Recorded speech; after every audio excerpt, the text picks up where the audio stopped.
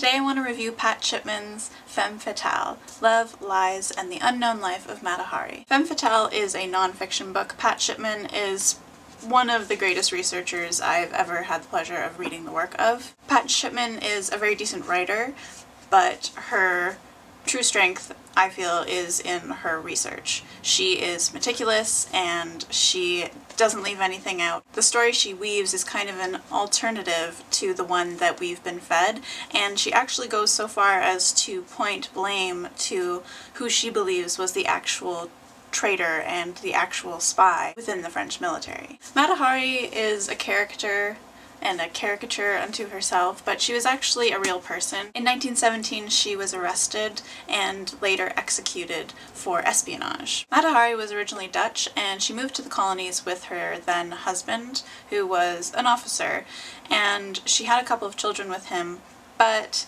he had syphilis, so her children did as well, and her children did not survive. Later in life she turned to dancing, and she became quite the performer. It was at this point in her life that she was donned the name Mata Hari. It was also around this time that the mysticism around Mata Hari kind of started to begin. She was a fairly exotic looking Dutch woman, so it became this kind of myth about who she was and where she was from and what kind of exotic background she had.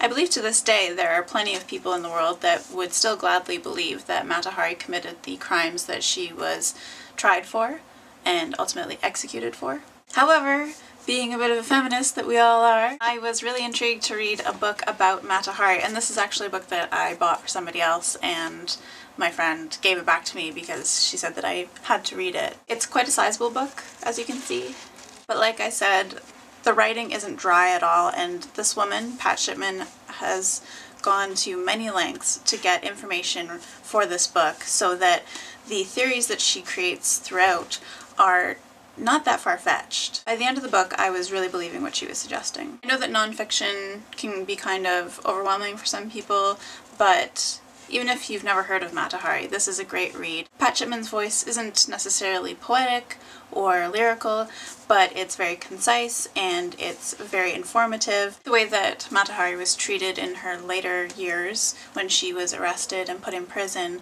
was beyond cruel. Some could argue that they didn't have any evidence against her. The problem was that she was a mistress to so many high-ranking officers that none of those people that could have given her alibis wanted to step up because they also had wives. She certainly wasn't a martyr, and I think it's really cool that Pat Shipman also shows that side of her. She's clearly very objective about who Mata Hari was. At the same time, you can't help but feel for her because especially towards the end of her life, all the odds are stacked against her. It's interesting that this happened in the early 1900s because the legacy really lasted on, and especially I think for those people who were involved in the Second World War.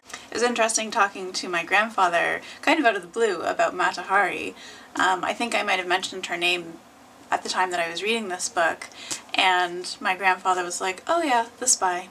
She had it coming." And because I was reading this book, I was like, wait, no, there's more. Shipman was able to get her hands on a lot of letters, which I find to be one of the most intriguing parts about this book. I find the use of photos and letters are, although not new, it's a great way to add life and character to this book. All in all, this is one of my favorite nonfiction books, and like I said, one of the most convincing books that I have ever read, and I would highly, highly, highly recommend it to anyone. Thanks for watching.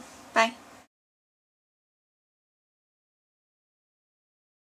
Propaganda and all that.